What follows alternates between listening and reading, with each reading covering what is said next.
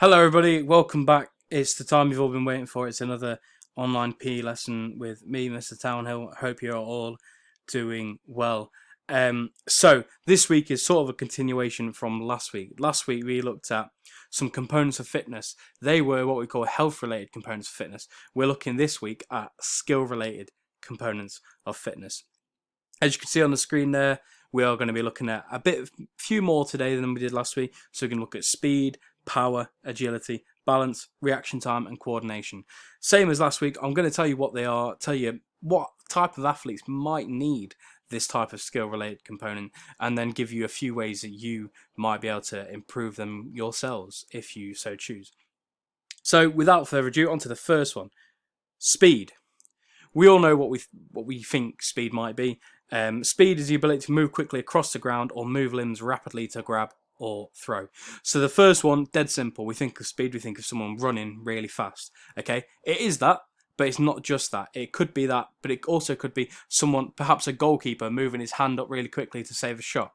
Okay, so it could just be about how quickly you can move your limbs, not just how quickly you can run. But for an easy example, a 100-meter sprinter would need pretty good speed. Okay, that's all their event is about.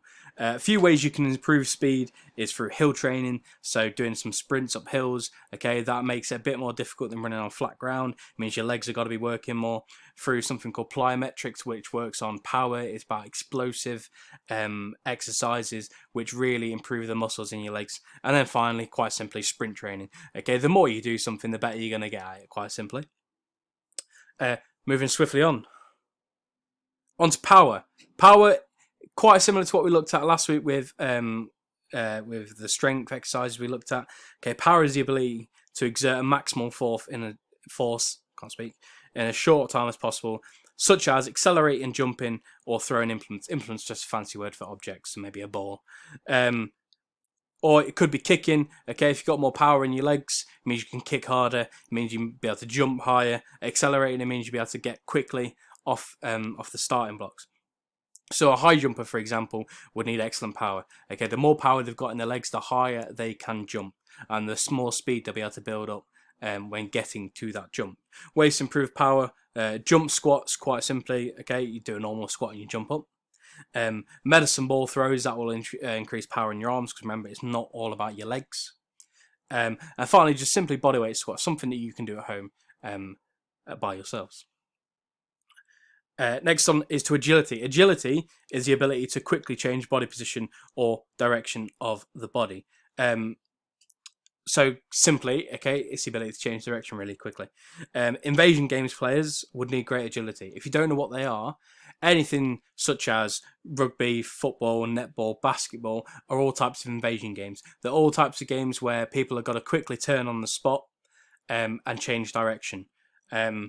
Not into a sport, but a cheetah has got fantastic agility. If you don't know, they can jump in the air and change direction whilst in midair. Okay, that's the sort of stuff we're looking at. Way to improve agility is through ladder exercises. So you've got the exercise ladders, okay, you're going in and out, changing directions quickly. Hurdle drills, or any activity with sharp changes of movement. Again, it's that thing, if you keep doing it, keep practicing, you will improve eventually. Moving on. Balance. Balance is the ability to stay upright or stay in control of body movement. I'm pretty sure we all know what balance is, okay? So you're not wobbling on your feet, you can stay upright, you can stay on your feet.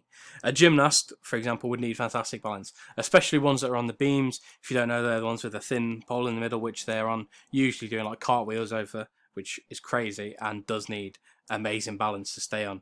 Even if you're just standing on them, it needs pretty good balance.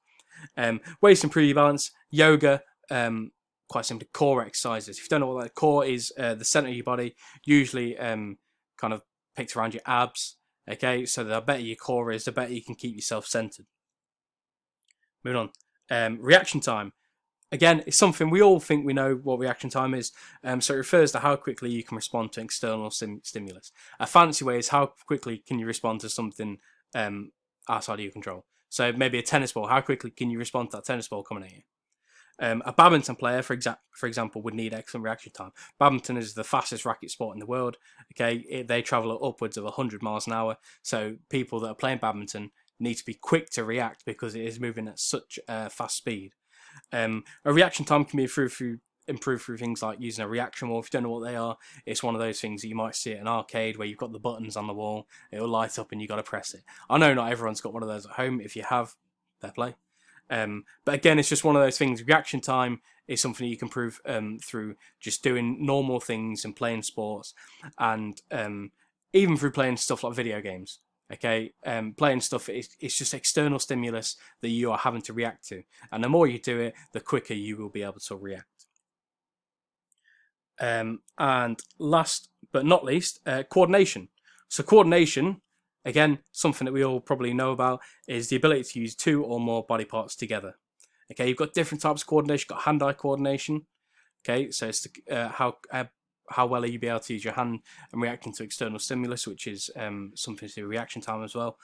You see these all kind of meld together at some point. A trampolinist, for example, would need great coordination. Okay, trampolinists use different body parts pretty much all the time to get themselves into place for sits and for somersaults and everything like that. A few ways you can improve coordination. Balance exercises. Okay, coordination and balance are quite closely linked. And simply enough, juggling. If you want to improve your hand-to-eye coordination. Quite simple. I can't do it, but that's something I could do to try and improve my coordination. That is it for this week, guys. To light. In fact, I forgot to give you the task for this week. Almost let you off easily then. So the task for this week, similar to last week, what you're going to do is you're going to do a practical activity where you can use an example of each component for 5 minutes each. So just to remind you what the components are. There we go. So what you can do is you can either pick each component and then do a separate session around each one, or you can try and meld a few together. So the example I can give you, so you're going to do a 5-minute warm-up. As we've said since the start, we need to warm up, we need to get our bodies ready for exercise. Then what you can do is you can have 5 minutes working on speed, 5 minutes working on power, 5 minutes working on agility, and so on and so forth. What I would like to stress though is do mix it up. Don't do speed and then power, because that is going to absolutely kill you.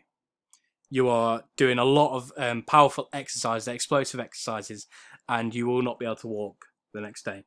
Okay, so use your brains a bit. Make sure that you're making it a bit fun, something that you can do throughout the week, or if you just want to do it at once, get your family involved, get everyone working hard, and let's try and save it for a nice sunny day as well. That is it. No more surprises this time. I hope you're all doing well, keeping safe, and I shall see you next week.